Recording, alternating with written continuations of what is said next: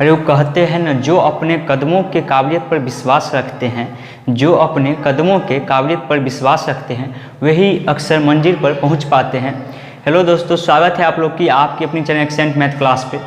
तो आज से फर्स्ट क्लास ये है अभाज्य गुणनखंड का फर्स्ट क्लास है। इससे पहले यूनिट डिजिट चल रहा था जिसका कि हम 8 क्लास पूरा दिए हैं। उससे पहले भी क्लास यानी कि आपको शुरू बेसिक से मैथ पढ़ाया जा रहा है, यानी कि शुरू से आपको स्टार्ट किया गया है। तो अगर आप नहीं देखें यूनिट डिजिट का क्लास तो जाके देख लीजिएगा, लिंक उसका हम डिस्क्रिप्शन में डाल देंगे। पूरा प्ले लिस्ट बना हुआ है 8 क्लास का, और उसको देखने के बाद अगर नहीं बनता है, एक भी क्वेश्चन अगर नहीं बनेगा तो कहिएगा, उसका गारंटी हम लेते हैं। अगर आप 8 क्लास देखते हैं तो आपसे एक भी क्वेश्चन नहीं छूटेगा। वैसे ही आज से फिर शुरू हुआ ये डे फर्स्ट है, इसमें भी 4 से 5 क्लास देंगे आपको, जो कि अभाज्य गुणनखंड का प्राइमरी फंक्शन का 4 या 5 क्लास देंगे, जिसमें कि 2-3 क्लास आपको थ्योरी क्लास देंगे। उसके बाद 2-3 जो क्वेश्चन पूछा गया और अभ्यास प्रश्न करवाएंगे, जो कि दोनों बुक से, मैथ मस्ती बुक जो है उससे और RS अग्रवाल का जो है अंग्रेजी, दोनों बुक का संग्रह करके जो हम बनाए हैं अपना एक नोट्स, उससे आपको पूरा तैयारी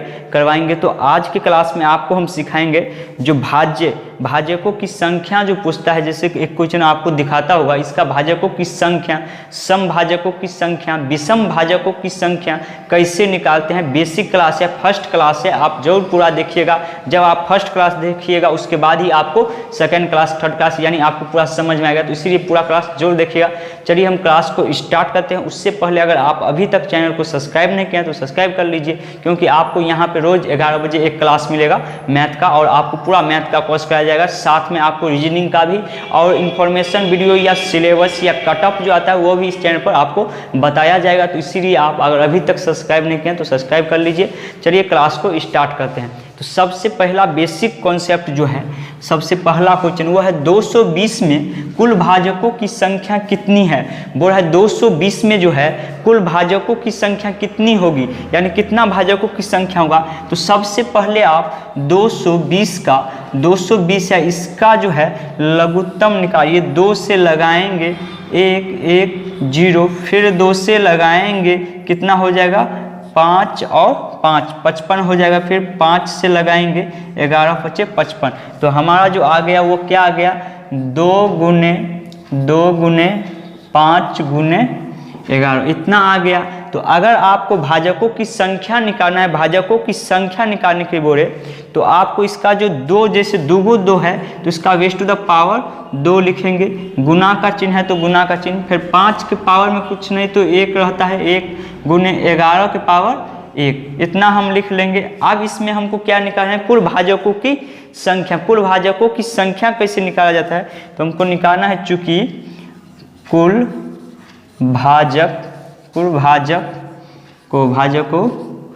की संख्या, कुल भाजकों की संख्या, तो कुल भाजकों की संख्या निकालना हो तो इसमें एक चीज़ याद रखिए, कुल भाजकों की संख्या जब भी निकालने के लिए बोले तो आपको ये बेस नहीं देखना है, बेस नहीं देखना, सिर्फ आपको बेस टू द जो पावर है, ये पावर, इस पावर को सिर्फ देखना है। तो जितना जितना पावर, इसका पावर क्या है 2 है, 5 का पावर 1 और 11 का पावर 1, यानी बेस टू द जो पावर होता है उसमें सिर्फ आपको क्या करना है, इसका बेस कितना है 2 है तो 2 लिखेंगे, इसमें 1 जोड़ देंगे, यानी पावर में 1 जोड़ देंगे। फिर गुना का चिन्ह है तो गुना का चिन्ह देंगे। फिर 5 है, 5 के पावर क्या है 1 है तो 1 को 1 और उसमें जोड़ देंगे। फिर गुना का चिन्ह है तो गुना का चिन्ह देंगे।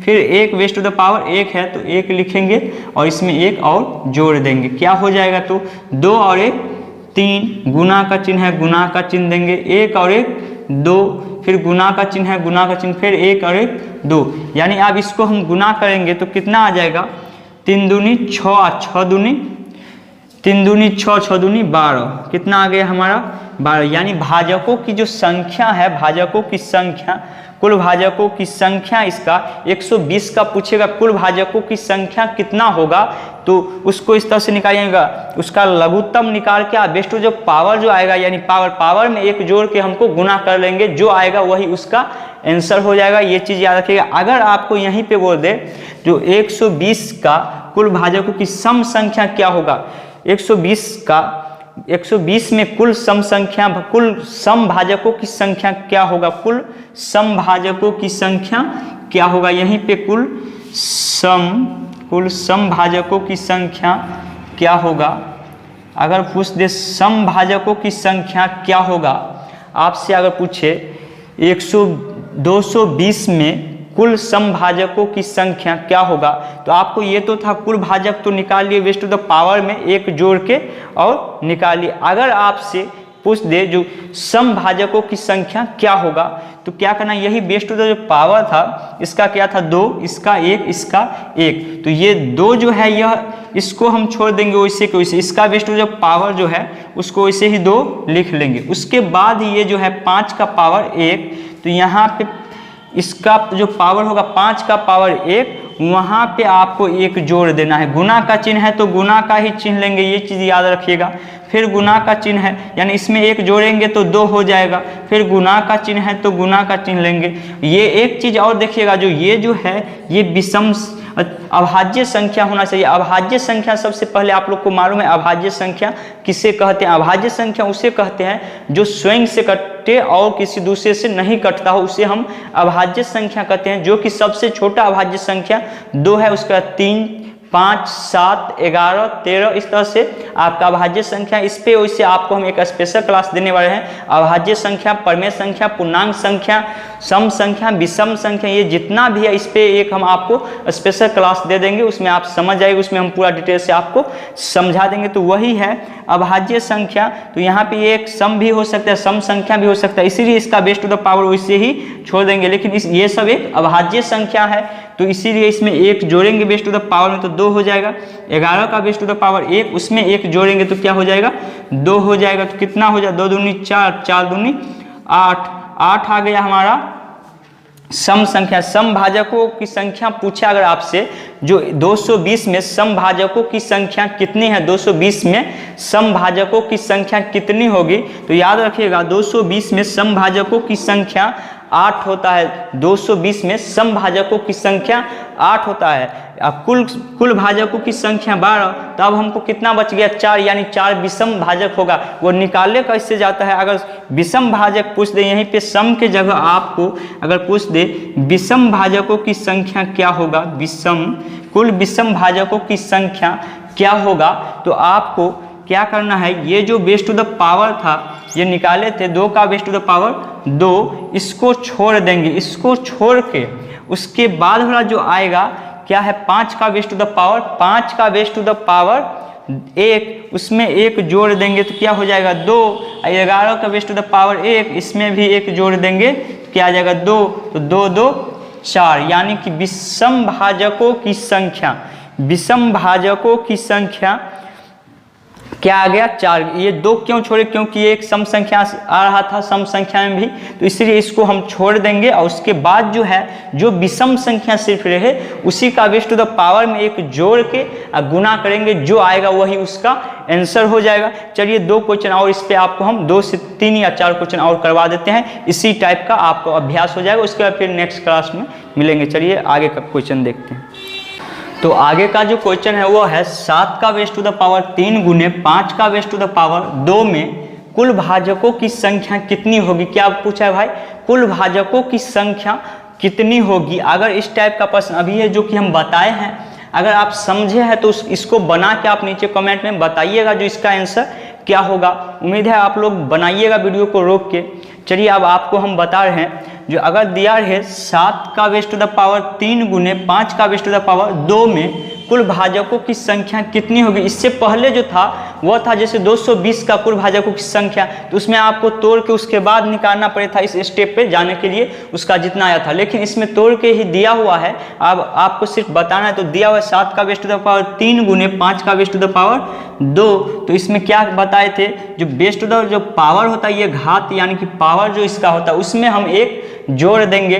3 में 1 जोड़ेंगे तो 4, गुना का चिन्ह है तो गुना का चिन्ह देंगे। अब क्या है भाई 5 का बेस टू द पावर 2, तो 2 में 1 जोड़ देंगे 3, तो 4 तिया 12, यानी कि हमारा कुल भाजकों की संख्या जो आंसर हो जाएगा वह 12 आ जाएगा, 12 हो जाएगा। उसके बाद सेकेंड नंबर जो प्रश्न है वो है 7 का बेस टू द पावर 3 गुने 5 का बेस टू द पावर 2 के अभाज्य गुणनखंड की संख्या क्या होगा।